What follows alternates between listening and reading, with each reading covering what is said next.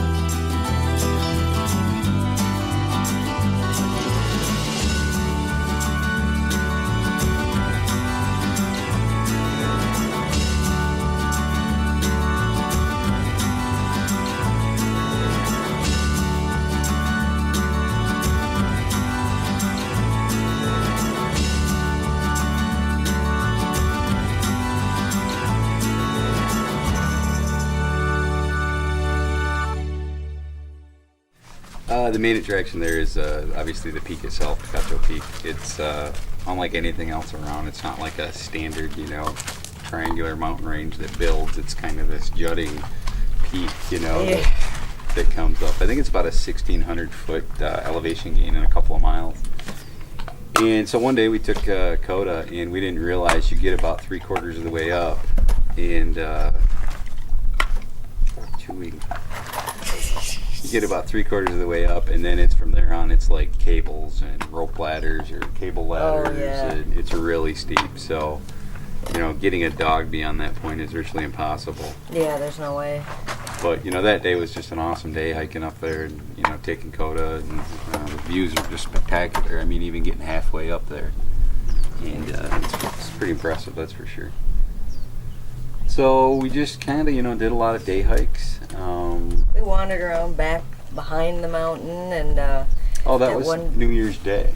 Oh yeah, it was New Year's Day. Yeah. We wandered back around behind it, and there was a bunch of mines back there that we had seen. Yeah, I mean, I haven't seen anybody, write about it or anything on YouTube, and they don't tell you at the park. But if you go around the backside of the mountain and then you kind of look up, you can see some of the old slag piles or debris piles where they mined it. And so we kind of hiked up there. You can follow some old roads, and there's a series of mines. I mean, there was probably 5 or 6. Yeah, yep. A couple of them were pretty big. It's just such a weird thing going from, bright desert to now you're going into this mine. And, the one, I started to go in, and literally it's like a foot. About a foot deep of just bat droppings and mouse droppings. And, and the ammonia smell coming out of there was, it was intense. It was strong. Yeah. They didn't go back too far, maybe 40, 50 feet in there, but it was kind of cool just to, poke around and look at them. Exactly. Taking video of you. Look at that. Because I am. There's a fire ring. Pretty awesome if you're right in front of the Coda. Oh, A little bit of copper. Everything's copper colored. Isn't that a good sized mine they had here? They moved a lot of material. Coda.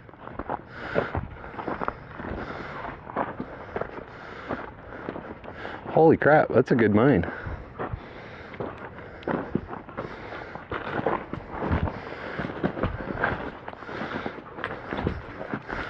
It goes down there a little ways.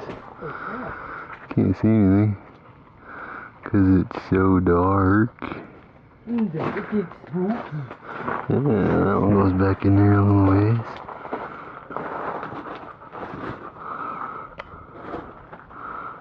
Pretty wild.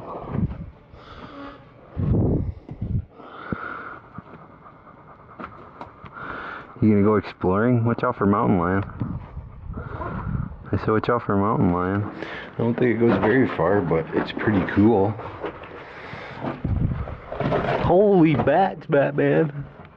You're stumbling. yeah, I know. Check that view out. Holy shit, is that crazy?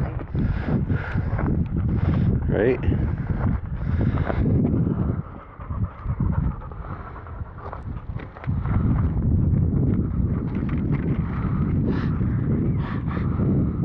Yeah, that's pretty wild.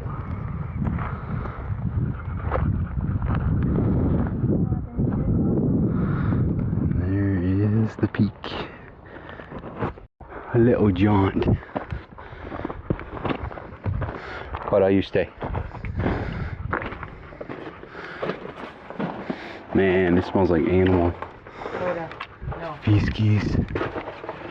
Wow, this one goes back in there quite a ways.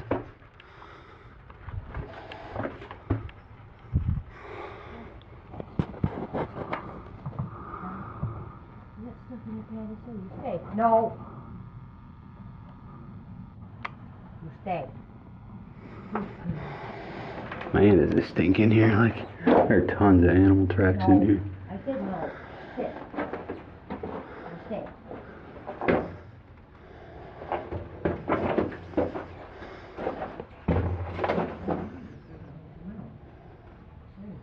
Stay.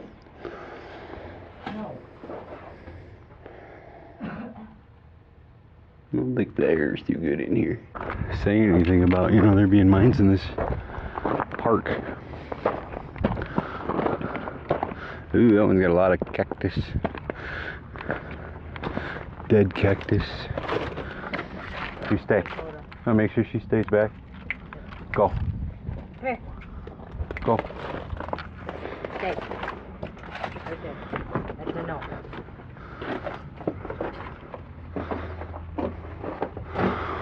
No. Big no. Wow, that one's wild.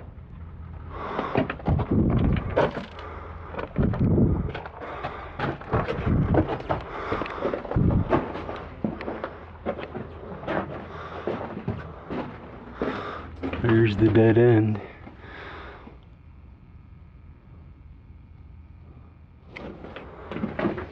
This is pretty crazy.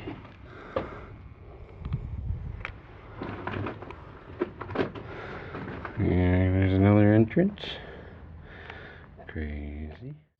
You find little scraps of some old mining apparatus here and there, and some plumbing that they put in to run water, to run their sleuths and things like that. But yeah, it was really cool. But like every day, I mean, we were going on, you know, day hikes around the back of the mountain, or then we'd go up on the little one and just really kind of enjoyed the scenery and vegged out. It's a beautiful, quiet park. The highway's right next to it, but that little mini mountain blocked all the highway noise and traffic. And I don't think it's that popular of it's park. because they only have electric, you know, and no water. I mean, that's kind of the limiting factor. I mean, a lot of people want full hookups, but you know, to even take that down another level where you just have water or just have electric, you know. But that's cool. You know, it's like a step up from boondocking. So I mean, it's a great park. Like I said, we stayed there longer than we probably should have. But it's just beautiful, you know. And that rain coming through, you know, we had a couple nights where the clouds were building around the mountains across the highway, and then my gosh, you know, you'd see a rainbow. I mean, it's beautiful mornings, cool. Sunrises when the sun was coming up. It was awesome too. And then a week or a couple days before we left, we actually left Coda in the camper all day. We had the AC on. She had plenty of water. Don't you worry. And we actually made the hike up to the top. It was a little nerve-wracking at a couple of points there when Tina got a little sketched a little bit. She did great. Nothing like last year. Oh, She's yeah, no. A lot more confident. It's a breeze now. But it's really cool. You know, I mean, some of those things are pretty steep, and you could do it without the cables and the little bridges and stuff they've built, but it definitely makes it easier, you know. Oh, yeah. But it's kind of neat. You're walking on a little plank that's suspended, you know, along the side of a rock face, and it's kind of cool. Yeah, it was pretty awesome. It just, man, the view was just amazing when we got to the top. Yeah, and we sat and we had some lunch. And once you get to the top, it's probably one of the easier to get to best views, you know, because it's not like a lot of times when you hike up to like the top of a mountain, you know, you're not going to the peak. You're going, you know, 100 foot down or whatever, and it's an awesome lookout of that side. Right. Well, this, you're literally on the highest point. You know, 360. So it's got the panorama 360, Yep. and you can see the campground and another private campground, and plain desert on the other side. all the way up to Casa Grande. Then you can see the Catalina Mountains, you know, and they're 50 miles away. You can see the old the Air Museum where they just have thousands of planes. You know, out in the desert. It was just gorgeous, man. Great hike, you know, and that was a pretty long loop that day because not only we went up, but then we came back the long way, all the way around. And that, you know, you drop down the back side after we come up the one side, and obviously we sat up there and had lunch. But then you come down the other side, and it said trail was closed because it washed out. But there wasn't a lot of foot traffic. I don't know if anybody was going down there. No. It was pretty straight down. It was pretty cool. I mean, it was rocky, and that one, it was probably a 50, 60 foot just going down the front of a rock. Right. And they had cables on each side. But, you know, it's one of we go back and watch these videos or look at the pictures, and you know, you'll see us hanging on the side of something, but you're looking at it, it looks like you could walk right up it. Yeah, you have no idea. Same with Coda. You see Coda inching her way down something, and on video or in a picture, it doesn't look like it's that steep. No. But it's just weird how the perspective changes. Yeah. You guys are probably like, that doesn't look that bad. Yeah, it doesn't What are look they bad. talking about? But obviously, it's steeper than it looks. Yeah. So that was cool, and then it was a long, hot, dry, walk through the desert down the back side where you kind of come back around. Plenty of water. Make sure you take plenty of water. Always bring lots of water with you.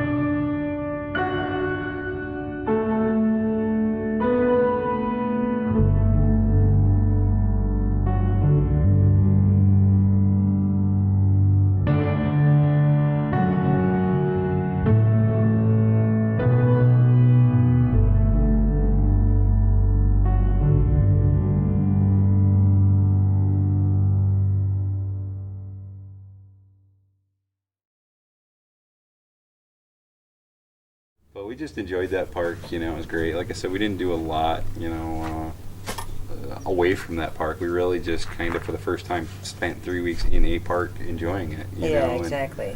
obviously, the rain down days, we're sitting in the camper doing, you know, Facebook, YouTube videos and T-shirt designs and Oh yeah, drumming up ideas. But we're staying busy.